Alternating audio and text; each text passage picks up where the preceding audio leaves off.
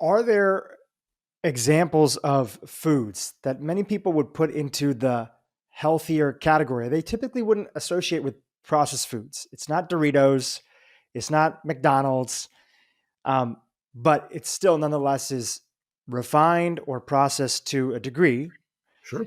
that can also contribute to these things. And if so, what are some examples of those foods? I'll give you two that people think are good: whole grains and yogurt. So let's talk about those. We'll do one at a time. Whole grains. So, whole grain bread. Is it whole grain? Says whole grain right on the label. Is it whole grain? What's the definition of whole grain? There is none. There is none. That's the key. There is no definition of whole grain because there's a whole grains council, but that doesn't mean that there's a definition of whole grain. And this is, where the rubber hits the road in terms of the semantics of what the food industry is doing to cover up its dastardly deeds. So let's talk about whole grains. Here's a grain right here, okay? The outside is the husk, the kernel, if you will, okay? It's all fiber. Then there's the inside. The inside has two parts. There's the starchy endosperm, where you get flour from, and there's also the germ. And that's where the nucleic acids, the polyphenols, the flavonoids, all the good stuff that you're supposed to get in whole grain is. Everybody with me? So, three parts. The husk, if it stays intact, it's a whole grain. You swallow it, okay, say in a true piece of whole grain bread, and we'll talk about what that is in a minute. The enzymes in your intestine have to strip this husk off. And we don't have enzymes that work very well for that. So it takes a long time before you can actually get the what's inside to actually be liberated. So it's further down the intestine, into the jejunum, into the ileum, the further parts of the intestine. And there's a good chance that the microbiome is going to want those for their own purposes so that you're feeding them. And so that's why a whole grain is good, because it's a delivery system for getting the food further down the intestine to feed your bacteria. Now, whole grain bread in the supermarket is not whole grain because the grains have been pulverized to smithereens. All right? And that liberated the flour. It also liberated the nucleic acids and polyphenols and all that. And they're still there. Okay? But here's the problem. Those will go rancid now that they've been liberated. So when they're as whole grains, you can store them for months at a time. That's what Pharaoh did, back in Egypt. They kept them whole. And so you can store them. But as soon as you've pulverized them, now they're on the clock. Now they're going to go rancid. And one of the reasons food goes rancid is because of the liberation of proteins and nucleic acids, which taste terrible if they are oxidized. So the food industry will pulverize the whole grain, and they will then sift off the nucleic acids, the germ, and they will leave you with this powder that still has some fiber, but not very much, and it's not surrounding the starchy endosperm. Now you consume it, and you can't set up that gel that I talked about before. And so the starches are immediately acted on by the saliva and by the stomach acid, and they start breaking up. And now you liberate all of that glucose, and it goes via the portal vein to the liver, generates an insulin spike, and you're off to the races in terms of chronic metabolic disease. The point was, because the food industry, because the bread company started with whole grain, they're allowed to say it's whole grain. But it's not whole grain. So what is whole grain bread? What does it look like? Can you buy it in the store? And the answer is yes. Not at Safeway, but you can buy it at Whole Foods. You can buy it at, specialty shops that cost more. It's half the size. A loaf of a 1 pound loaf is half the size of a regular loaf, and it's dense. Okay. The way you can tell whether or not something's truly whole grain or not is, if I threw it at your head, would I knock you out? Okay. If it would knock you out, then it's whole grain. If it would bounce off your head and make you say, what the hell did you do that for? Then it's not whole grain. Okay. Because real German fitness bread, okay, is it's sliced very thin. It makes a lousy sandwich because it doesn't have a lot of gluten liberated. So it doesn't hold together as, spongy. That's why, we don't make, kids sandwiches for school out of whole grain bread, is because the bread will tend to fall apart. But that's true whole grain bread. So you can buy it, but you can't make a sandwich out of it. So that's one thing, whole grains. Number 2, yogurt. Now, yogurt has active cultures, right? Well, maybe they do. Not necessarily. They're supposed to. And active cultures help populate the intestine with, quote, good bacteria. In particular, lactobacillus, bifidobacteria.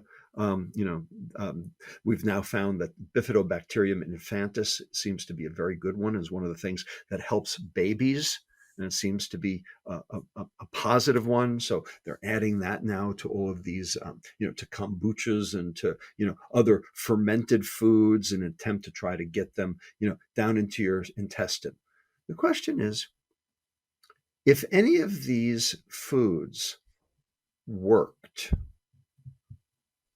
why would you have to keep eating them? If any of these probiotic supplements with these various bacteria worked, why would you have to keep taking them?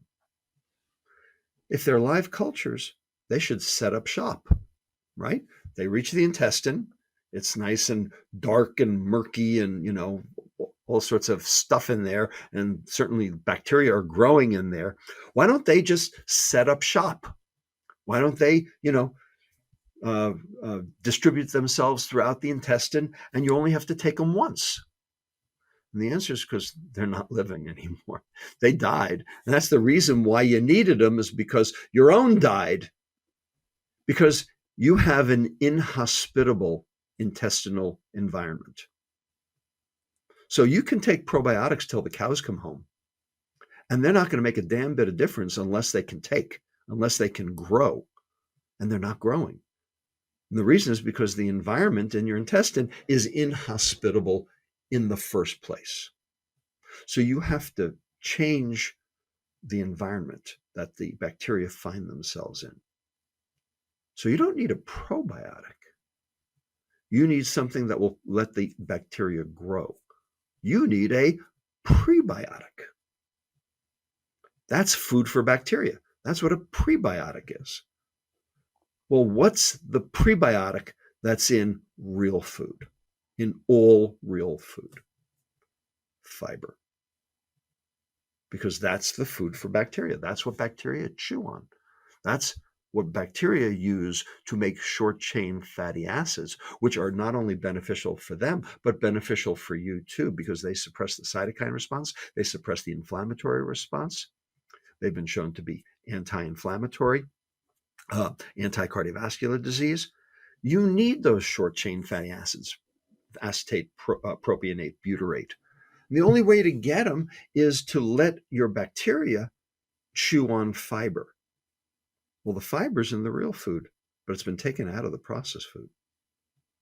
So You have to protect your liver so you don't get the insulin resistance, and you have to feed your gut so you don't get the inflammation, which will also lead to the insulin resistance.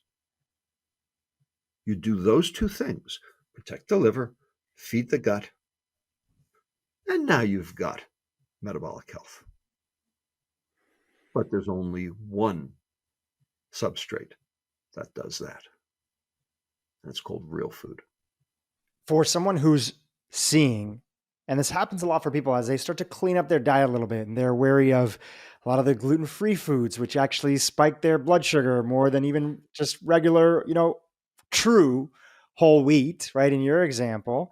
Yep. So as people start to clean up their diet, sometimes they end up withering down and not having as much fiber. In some instances, there are individuals who also have very reactive gut microbiomes and intestinal systems because of a lifelong of antibiotics and other challenges that you led to earlier. If you had to highlight a few fibers that are gentle enough that people can start to work their way up so that they don't have that heavy response of bloating or other challenges that people often write into this podcast saying like, hey, I'm trying to include more fiber and diversity, but I'm having a lot of challenges. Would you give a few an honorary mention? Okay. So the fiber in real food does work, but it doesn't work for everybody.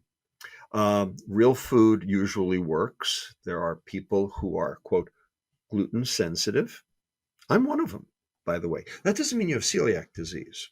And I learned this the hard way. And I learned it from the head of pediatric gastroenterology at the University of Chicago. One of the original celiac researchers, his name is Stefano Guandalini. Okay, he back in the early 80s, he was the one who figured out this whole tissue transglutaminase business and, celiac. And he ultimately, came to U of Chicago, and he's now head of the division there. And he's the one who explained all this to me.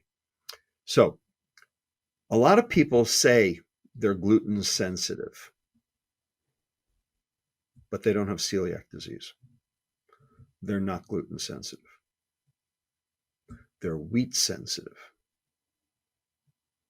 That's different, right? And here's how we know that that's true.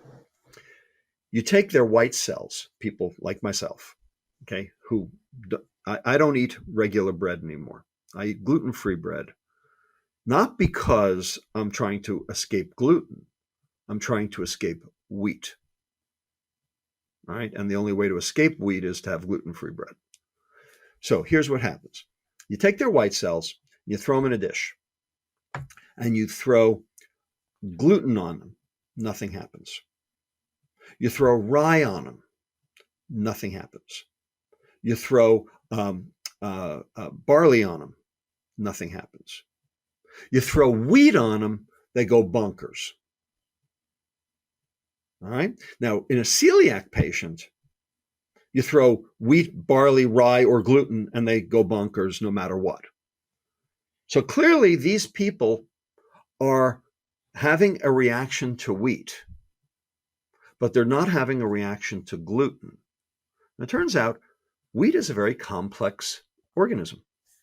It is hexaploid, not diploid. There are 700 different antigens in wheat. The two that make up gluten, called glutenin and gliadin, are the ones that celiac patients are allergic to. You can be allergic to one of the other 698. And different people are allergic to different ones. So there's no easy test. The point is that the people who say that they are gluten sensitive are not. They are wheat sensitive. So instead of calling this non-celiac gluten sensitivity, we should be calling it non-celiac wheat intolerance. This is the point that Guandalini makes. And I agree with him based on the data and based on my own experience as well.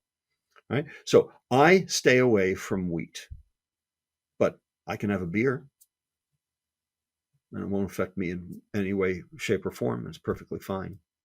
So a lot of people are consuming gluten-free cakes, gluten-free,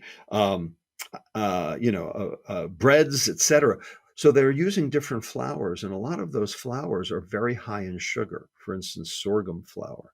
And so, yes, you end up with increased glucose spikes, and a lot of those flours, of course, are devoid of their fiber. And so you're going to get even bigger spikes. And so, yes, we've learned through continuous glucose monitoring that these gluten-free products are particularly egregious in terms of metabolic health.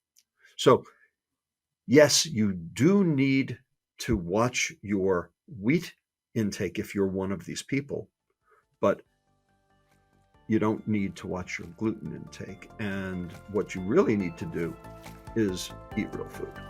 Hey YouTube, if you enjoyed what you just saw, keep watching for more great content on how to improve your brain and your life. Food's probably a lot more complicated than supplements. That if I reorganize my diet, maybe I'd get some other things that'd be good for me. Rather than just focusing on what to not eat, now I'm focusing on what I have to eat.